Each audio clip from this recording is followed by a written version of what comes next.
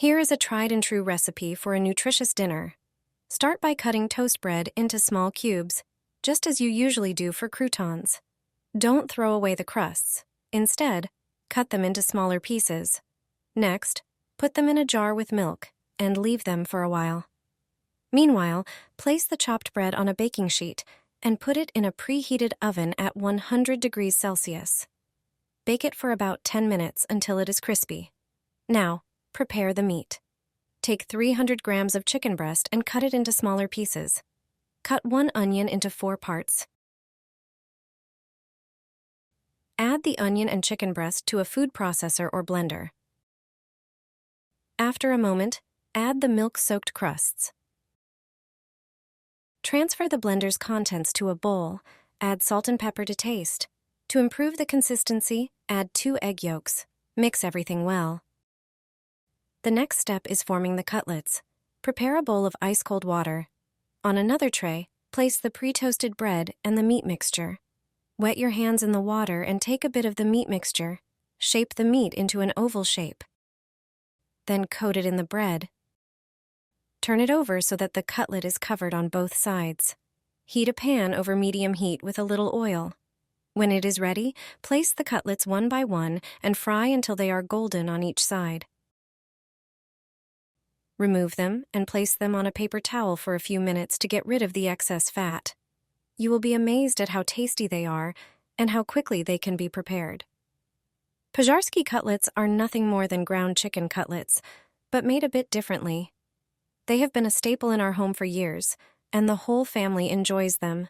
Fry a chicken in water, and you won't fry it any other way ever. The trick with water will make it crispy and juicy. It's hard to believe, but if you put chicken directly into oil, it often turns dry and rubbery. And on top of that, while frying, you have everything around the pot or pan splashed with grease. There's a better way to fry it.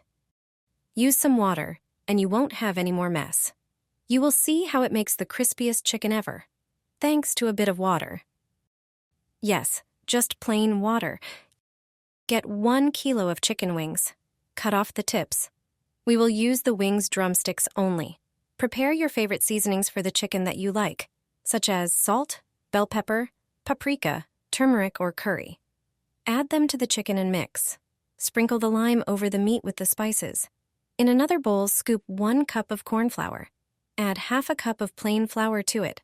Put a pinch of salt and mix the ingredients. Set the bowl and a dish of water by the pan. Take a piece of chicken, coat it in flour, thoroughly the whole piece, then dip it briefly in the water.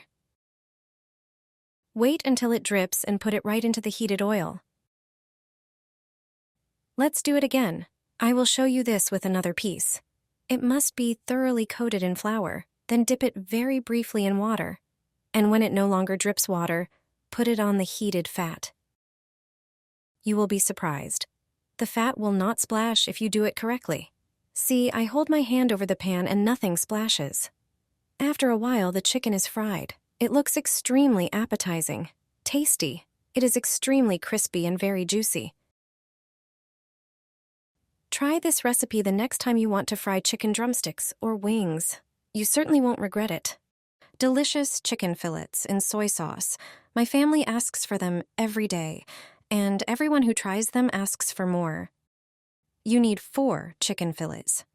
Cut them diagonally, all the same way, only on one side. Cut 2 red onions in half and chop them. Slice 2 larger tomatoes. Pour 2 tablespoons of olive oil and half a cup of soy sauce into a large dish. Add a pinch of salt, a bit of pepper, oregano, and basil to taste. Remember that soy sauce is already salty, so you don't need too much salt. Add a tablespoon of brown sugar and squeeze 2 cloves of garlic through a press. You can add more garlic if you like. Marinate the chicken breasts in the mixture. Soak them on each side. Wrap in foil and let it sit for half an hour. Sprinkle onions on the bottom of a baking dish. Arrange tomato slices on top. Place the chicken fillets on them. Arrange them side by side. Pour the remaining marinade over them. Put it in a preheated oven at 180 degrees for 30 minutes. After this time, take it out and sprinkle the top with grated yellow cheese. Put it back in the oven, bake until the cheese melts and browns. You can serve the finished dish to guests. It looks amazing and tastes excellent. You can place a single fillet on a plate and savor its original taste. Everyone is surprised by this simple dish and asks for the recipe. Pork skewers with potatoes are a version for enthusiasts of both skewers and pork. Have you ever tried making pork skewers? Prepare about 1 kilogram of boneless pork shoulder. Cut it into pieces about 1 centimeter thick. Spread all the pieces on a cutting board and cover with plastic wrap. Take a meat mallet and gently pound all the prepared cutlets. Remove the wrap and season the meat with salt and pepper on both sides. Take 2 large potatoes and cut them into slices of medium thickness. Transfer them to a bowl. Sprinkle with salt and pepper to taste. Season with a teaspoon of sweet red paprika. Pour 2 tablespoons of vegetable oil and gently mix the potatoes. Take 2 skewers for the skewers. On the cutting board, place 2 slices of potatoes next to each other. Pierce them with the skewers. 1 skewer for 1 slice of potato. Now take the first piece of meat and place it on the skewers. Press it against the potatoes. Now take 2 onion rings and place them on the meat. Place bacon on the onion. Now create a layer with potatoes and then add meat, onion, and bacon sequentially. Arrange the skewer's ingredients in alternating layers.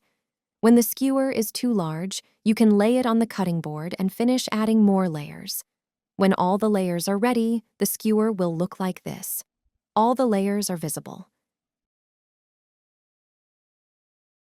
Now, prepare aluminum foil and moistened baking paper. Moist paper is more flexible and makes it easier to wrap the meat and shape it for the baking sheet. Place the skewer on the paper, wrap it, and pack it tightly in foil.